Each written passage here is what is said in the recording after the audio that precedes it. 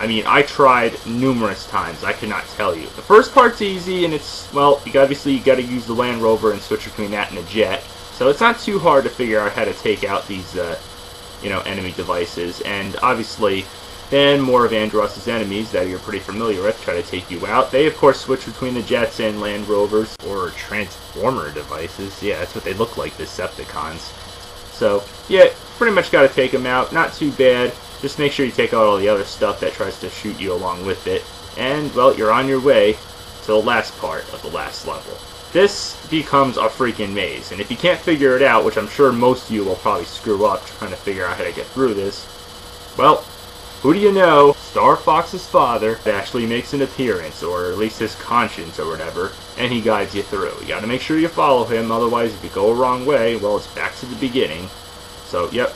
Gotta get it right. It's just like the castle mazes on Super Mario Brothers. You know, you go in one wrong direction, well, back to the beginning. Then onto the last fight, and this is the part that I swear I could never beat. I mean, is it bad enough that you have to freaking find your way through this damn freaking whatever the hell this is? Yeah, get your way through the wall, and to do it, well, let me tell you, it's a lot easier said than done, because you gotta know the right way. So, here it is. What you're seeing now is the right way in. And if it's not bad enough, well, screw the third-person view. It tells you at least trust the viewpoint from the cockpit. Thanks a lot, Star Fox's father. You're surely helpful. I mean, he may be dead, but he's really helpful still. And, well, this boss fight, screw it to hell, because I'll never beat it. I mean, I tried, and I tried. I'll never beat it. Because, well, you gotta take out the hands, and even though if you have a certain amount of bombs in this, obviously it's best to preserve them and take the hands out, because, well, you may not be able to take him out because you're not going to be able to simply fight him, because after hitting his hands a few times, he builds up this powerful and damaging shield, which forces you to pretty much go outside the barrier that you're fighting inside of. Yeah, that's pretty much what it is. And then you gotta dodge these freaking beams. And again, dodging these stinking things is easier said than done. So, yep, again, it's probably in your best interest to trust the cockpit view and try to dodge these things the best you can. Try to get the silver rings, and then go back in. And yeah, you have to do this over and over again. You can't just stay inside and fight him. You have to keep going outside, finding your way back in, make sure you get those silver rings, but the amount of damage you'll take from these stupid beams if you don't get in there fast enough will damage you. It just goes on, and I could never do it. I managed to take the hands out, but I still couldn't take his head out. I mean, it just gets ridiculous, especially when his hands pull you right in, and then you're trying to shoot the damn things. Ugh, screw this. But at least I made it to the last level to see what it's like, and, well, I'm not completely dissatisfied with this game. Even though it does have a steep learning curve with controls and everything, it does have a good amount of variety, and it's pretty refreshing to see another Star Fox game see the light of day after these many years. I just hope Nintendo comes up with another F-Zero game. I mean, after all, they brought Kid Icarus back from the dead after 20 years or so.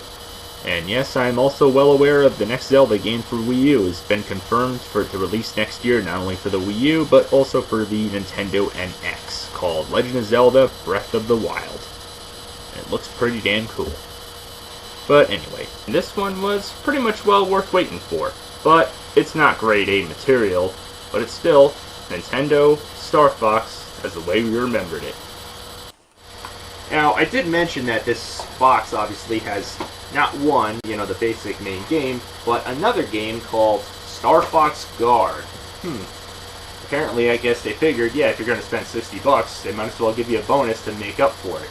Does this really make up for this game being not 100% perfect and exactly what we wanted? Well, let's check it out, shall we? Well, the game is called Star Fox Guard, but what do you know? You're not playing as Star Fox this time around. This time, you're controlling security cameras to protect this orb thing in the center. Some kind of maze or whatnot. But I'm not going to be quick to dislike this game, even though I was quick to avoid it, despite its learning curve and controls that take a little getting used to and so forth, and, well, obviously repetitive gameplay, controlling security cameras, and rather confusing, but once you get used to it, it's actually pretty enjoyable, to say the least. Yeah, I actually like this, despite the fact that it's different and derivative from, well, the game that it came with. Even though it bears the name Star Fox in it, Star Fox isn't even in this game. Yeah, I know, it actually has the different planets, and this time around, oh, you gotta hear Slippy Toad's annoying voice. And of course his uncle is involved with this, because this is apparently his control center, and like I said, you control cameras. So, before you start each mission, it asks you to adjust all cameras and prepare for battle against these evil oncoming robots, which, like anything else, starts out easy, and then it gets harder and harder as it goes along. So, shall I explain a little more? Well, of course, before I get to the main gameplay, I should address the fact that this is tough to film, obviously, because, well, it's one of those that, well, again, like Star Fox Zero, the main game, the dialogue, once again, sound of it, that is, comes out of the gamepad only, not the TV. But the TV, you can't switch between what's on the TV and on the gamepad, because obviously there's only one view. Just like other Wii U games, it's different on the gamepad than it is on the TV. There's no switching and all that nonsense. So, yeah, both the TV and gamepad are a must to have. So, yeah, you get a lot of the touchscreen, you know, using the pen to control the cameras before the main gameplay starts. Yeah, you gotta fix the cameras in the view that you think is right. And the gameplay starts, and what do you gotta do? You gotta zap different types of robots that are trying to take out that little orb thing, whatever the hell it is, in the center. Can't let them reach the center, otherwise, well, mission failed. If you take out a certain amount, which, well, it says right on the TV, and it obviously depends on how far in on the game you are. Obviously, at the beginning, less enemies, and further on in the game, there's more enemies you have to take out, thus meaning, as I said before, the farther you get, the more difficult it gets. But if you manage to take the required amount of robots out, no matter how hard it is, and mission accomplished. You are awesome with defense. Yeah. So, yeah, little robot frog thing, which for some reason sounds like a dog. Yeah, collects them all, and you can of course rank up. Yeah, you can rank up by redoing the same missions, of course, and as you guessed, you get improvements on your camera and different types of shots that you can fire out, different types of abilities for your camera to do, because of course, as I said, each level gets harder and harder. You get the easy robots, which are pretty simple to take out, but then you get other ones that are trickier and trickier. You got that starts out big, and then of course you shoot them once, so you become small, and you got to shoot them again. Then you got the shielded ones. Can be tricky, but yeah, you got to get him from one angle that he's not looking at. Obviously, pretty much dry gulch him. And of course, you got other ones that pretty much screw with your cameras, freaking assholes. So yeah, it gets harder and harder as you guess. And at the end of each one, there's a boss fight. Kind of looks like an enlarged version of Rob the Robot, sort of. So yeah, of course you got to zap him in the eyes, and well, he's pretty easy for the most part. You just got to make sure those little things that he shoots out, obviously don't harm you or your cameras, or especially your core thing, whatever the hell that orb is.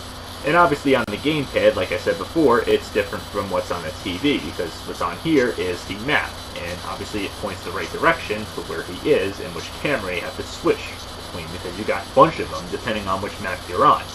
The farther you get into the game, as I said, it gets tougher, and the map, or maze I should say, gets bigger, and there's a lot more cameras on it. So, yeah, makes sense.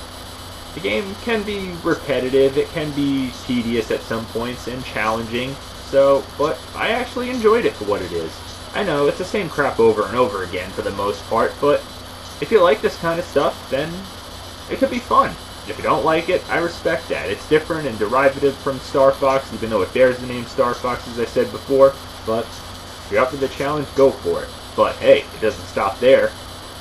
Believe it or not, yep, you guessed it, this actually has online.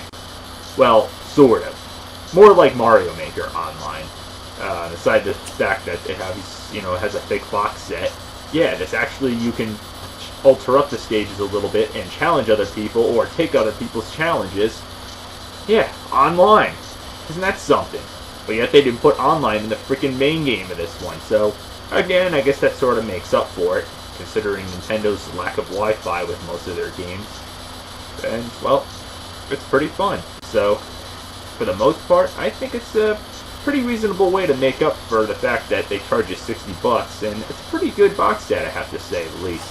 May not be the most perfect game like the last one, the main game Star Fox Zero, but I definitely check it out if you're a fan of this kind of stuff. As I said, if you don't like it, I respect that, but hey, you know what?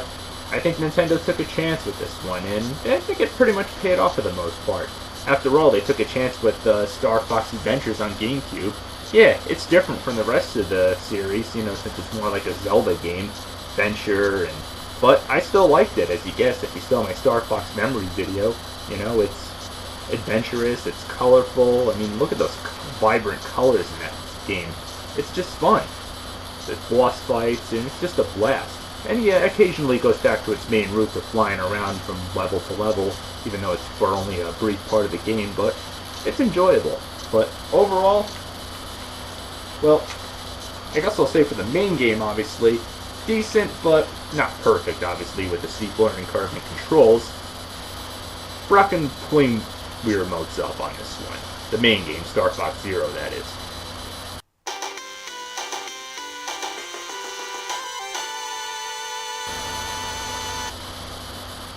And as for Star Fox Guard, same thing. I enjoyed it. It's, guilty pleasurable to say the least.